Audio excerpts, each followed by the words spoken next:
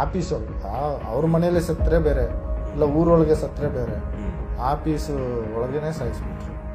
ಹೇಳಿ ಕರೆಸಿ 25,000 ದುಡ್ಡು ಕೊಟ್ಟಿದ್ರಂತೆ, ಸಣ್ಣ ದನಿಗಳು ಕೊಟ್ಟದ್ದು ಅಂತೇಳಿ ಅವನೇ ಹೇಳಿದೆ. 25,000 ಅಮೌಂಟ್ ಕೊಟ್ಟಿದ್ದಾರೆ. ಆ ಆನೆ ಮಾವತನ ತಂಗಿ ಬಗ್ಗೆ ಅವನಿಗೊಂದು ಕೆಟ್ಟ ದೃಷ್ಟಿ ಇತ್ತು. ರವಿ ಪೂಜಾರಿ ನನ್ನ ಬೆಸ್ಟ್ ಫ್ರೆಂಡು, ಒಟ್ಟಿಗೆ ನಾವೆಲ್ಲ ಕೆಲಸ ಮಾಡ್ಕೊಂಡು ಇದ್ವಿ. ಟೋಟಲಿ ಸೌಜನ್ಯ ಕೇಸಲ್ಲಿ ಅವನಿಗೆ ಎಲ್ಲ ಡೀಟೇಲು ಗೊತ್ತಿದೆ. ಅವ್ನಿಗೆ ಏನು ನಡೆದಿದೆ, ಏನಾಯಿತು, ಹೇಗೆ ಎಲ್ಲ ಪ್ರತಿಯೊಂದು A to Z ಅವನಿಗೆ ಗೊತ್ತಿದೆ, ಪಕ್ಕಾ ಗೊತ್ತಿದೆ. ನಿಮ್ಮ ಮುಂದೆ ಹೇಳ್ಕೊಳ್ತಾ ಇದ್ದ. ಹಾಗೆ ಜಾಸ್ತಿ ನಾನು ಅದನ್ನು ಅಬ್ಸರ್ವ್ ಮಾಡ್ಕೊಳ್ಳೋಕೆ ಹೋಗಲಿಲ್ಲ. ಅವನು ಹೇಳ್ತಾ ಇದ್ದ. ಬಟ್ ಮರುದಿವಸ ನಾವು ಸಾಯುವಾಗಲೇ ನಮಗೆ ಕನ್ಫರ್ಮ್ ಆಯಿತು, ಇವನು ಈ ಥರ ಕೊಂದಾಕಿದ್ರಲ್ಲ ಅಂತ ಭಯ ಬಂತು. ಯಾಕಂದರೆ ಅವನು ಸತ್ತೋದ್ನಲ್ಲ. ಆಫೀಸೊಳಗೆ ಅವ್ರ ಮನೇಲಿ ಸತ್ತರೆ ಬೇರೆ, ಇಲ್ಲ ಊರೊಳಗೆ ಸತ್ತರೆ ಬೇರೆ, ಆಫೀಸು ಒಳಗೇನೆ ಸಾಯಿಸ್ಬಿಟ್ರು. ಹೇಳಿ ಕರೆಸಿ 25,000 ದುಡ್ಡು ಕೊಟ್ಟಿದ್ರಂತೆ, ಸಣ್ಣ ದನಿಗಳು ಕೊಟ್ಟದ್ದು ಅಂತೇಳಿ ಅವನೇ ಹೇಳ್ದ. 25,000 ಅಮೌಂಟ್ ಕೊಟ್ಟಿದ್ದಾರೆ.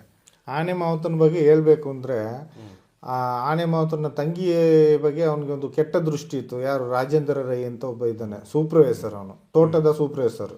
ಅವನಂದರೆ ಸಣ್ಣ ದನಿಗಳಿಗೆ ತುಂಬ ಕ್ಲೋಸು, ತೋಟದ ಸೂಪರ್ವೈಸರ್. ಅವನು ಎಂತ ಮಾಡಿದ್ದು, ಇವಳನ್ನು ವಂಚಾಯ್ಕೊಂಡೇ ಇದ್ದ. ಆಗಾಗ ಹೋಗುದು, ಅವರ ಮನೆ ಹತ್ರ ಎಲ್ಲ ಸುತ್ತಾಡ್ಕೊಂಡು ತೋಟ ನೋಡುವಾಗ ಹೋಗಿ ಎಲ್ಲ ಇದು ಮಾಡ್ಕೊಂಡಿದ್ದ. ನನ್ನ ಹತ್ರ ಸಹ ಮಾತಾಡುವಾಗಲೇ ಅವಳ ಬಗ್ಗೆ ಕೆಟ್ಟ ಭಾವನೆಯಲ್ಲಿ ಹೇಳಿದ್ದು ನಾನು ಕೇಳಿದ್ದೇನೆ.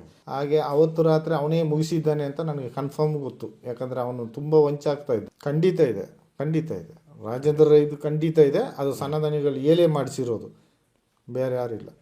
ಒಂದು ದಿನದಲ್ಲಿ ಬೆಳಿಗ್ಗೆ ಒಂದು ಡೆಡ್ ಬಾಡಿ ಮಣ್ಣು ಮಾಡಿದರೆ ಮತ್ತೊಂದು ಕಡೆಯಿಂದ ಒಂದು ಸುದ್ದಿ ಬರ್ತಾ ಇತ್ತು. ಆ ಕಡೆ ಇನ್ನೊಂದು ಗುಡ್ಡೆಯಲ್ಲಿ ಒಂದು ಡೆಡ್ ಬಾಡಿ ಇದೆ ಅಂತ ಹೇಳ್ತಾ ಇದ್ರು. ಮತ್ತು ಅದು ಸಂಜೆ ಟೈಮ್ ಮಾಡ್ತೀವಿ. ಒಂದೊಂದು ದಿನ 2 ಡೆಡ್ ಬಾಡಿ ಸಿಕ್ಕಿದ್ದುಂಟು, ಒಂದೊಂದು ದಿನ ಒಂದೊಂದು ಡೆಡ್ ಬಾಡಿ ಸಿಕ್ಕಿದ್ದುಂಟು, ಒಂದೊಂದು ದಿನ ಸಿಗದ್ದು ಉಂಟು. ಅಂದರೆ ಡೆಡ್ ಬಾಡಿಗಳು ಕಂಟಿನ್ಯೂಸ್ ಸಿಗ್ತಾ ನದಿ ದಡದಲ್ಲಿ ಎಲ್ಲಿಯೋ 1-2 ಮುಳುಗಿ, ಅಂದರೆ ಆಕಸ್ಮಿಕ ಹೋಗ್ತಾ ಇದ್ರು, ಫಾಲ್ಟಿಗಳು ಇರ್ತಿದ್ರು, ಅವರು ಕೇಳಿಸ್ಕೊಂಡು ಹೋಗ್ತಾ ಇದ್ರು ಬಾಡಿಗಳು. ಮತ್ತು ಗುಡ್ಡೆ ಬದಿಯಲ್ಲಿ ಜಾಸ್ತಿ ಸಿಗ್ತಾ ಇತ್ತು ಹೆಣಗಳು, ಜಾಸ್ತಿ ಹೆಣಗಳು ಸಿಗ್ತಾ ಇತ್ತು, ಡೆಡ್ ಬಾಡಿಗಳು.